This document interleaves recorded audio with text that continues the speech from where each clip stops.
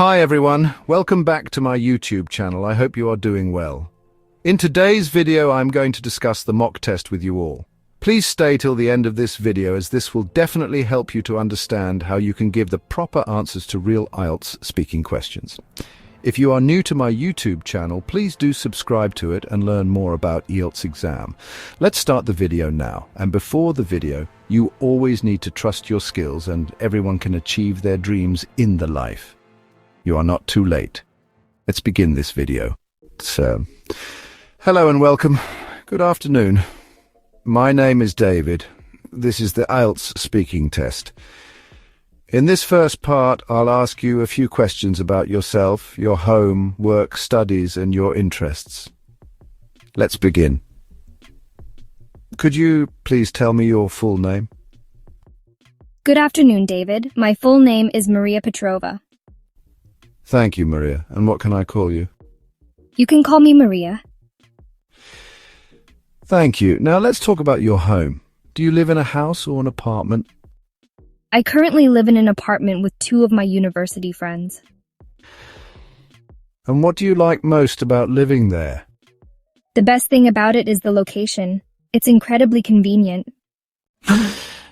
What is a typical day like for you? On a typical weekday, my day starts around 7 a.m. I like to wake up and have a quiet cup of coffee before my flatmates are awake, then get ready for classes. My afternoons are usually filled with lectures and seminars. After I get back home, I study before we have dinner together. Is there anything you would like to change about your apartment? If I could change one thing, it would probably be the size of the kitchen. It's a bit on the small side. And what do you like most about living there? The best thing about it is the location.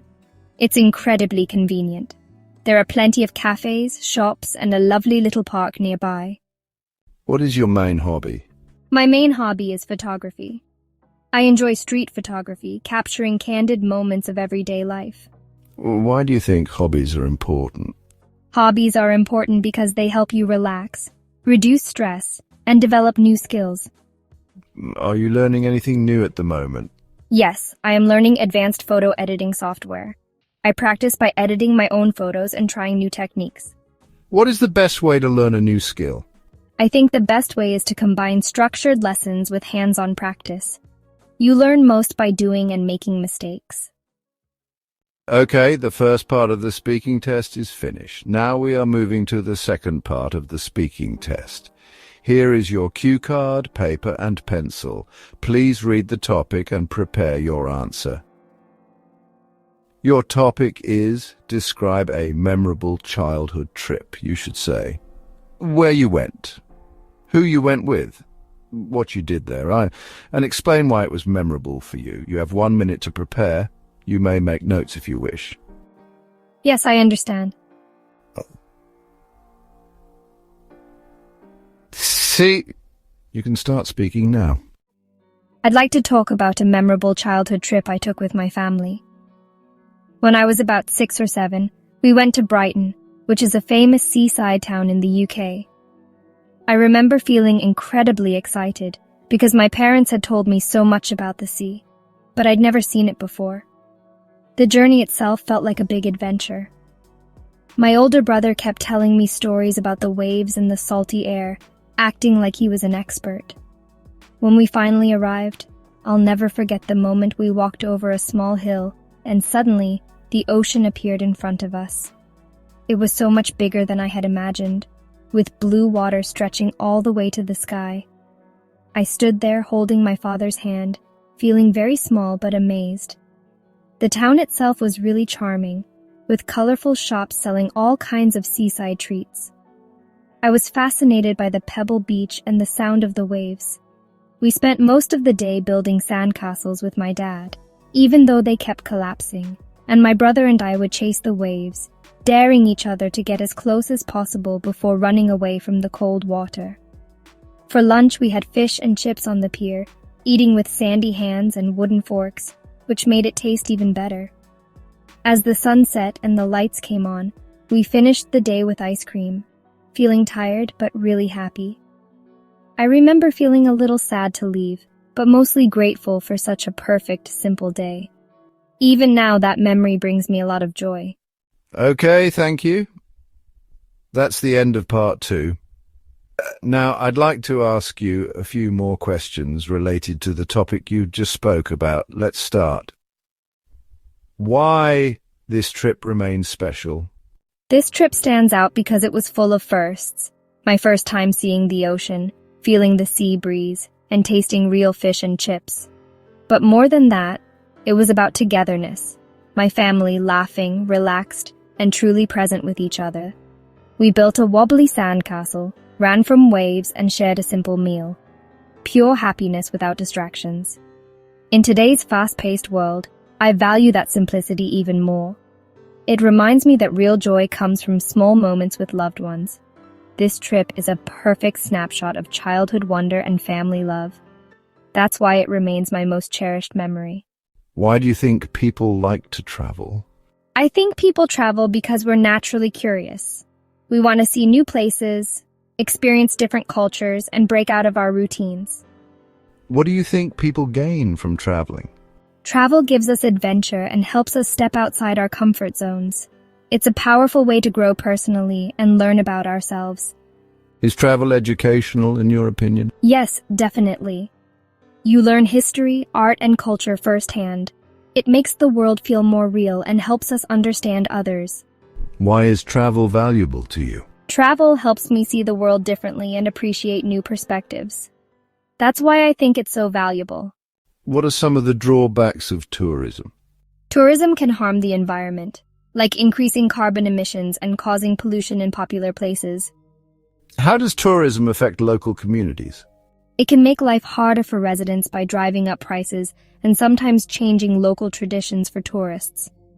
Are there any economic risks to relying on tourism? Yes, if travel stops, local economies can collapse because they depend too much on tourists. What can be done to reduce the negative effects of tourism? Tourism needs careful, sustainable management to protect the environment and local communities. How do you think travel has changed compared to your grandparents' generation? For my grandparents, travel was rare, expensive, and a big event. Today, it's much easier and more spontaneous because of budget airlines and the internet. Do you think travel is more meaningful now, or was it more special in the past? I think travel was more special in the past because it was rare and people planned for it. Now it's more frequent but maybe less memorable because we see so much online. How has social media changed the way people travel?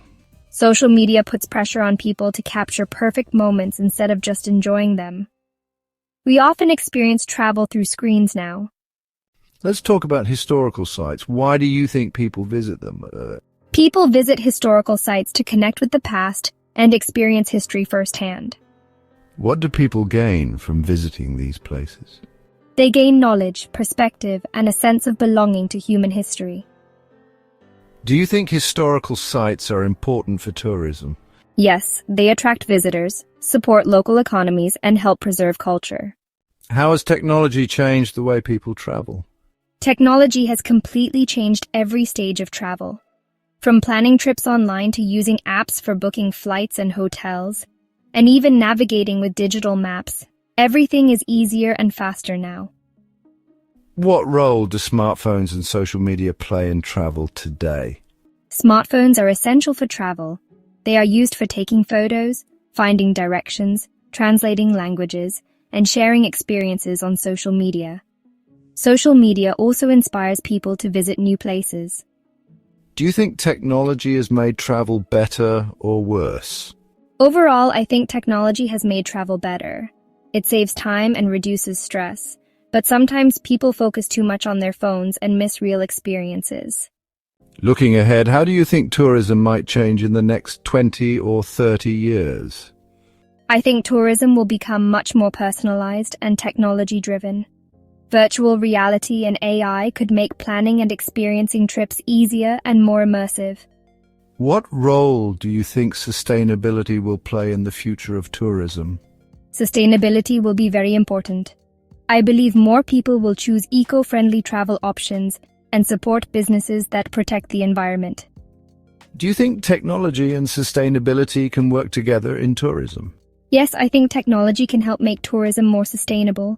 For example, by tracking carbon footprints or managing visitor numbers in popular places. That's the end of the speaking test, Maria. Thank you very much for your time and for sharing your thoughts with me today. Thank you, David.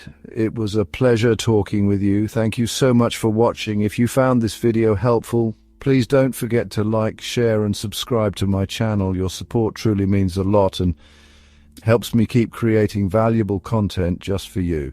Hit the notification bell so you never miss an update. Thanks again, and I'll see you in the next video.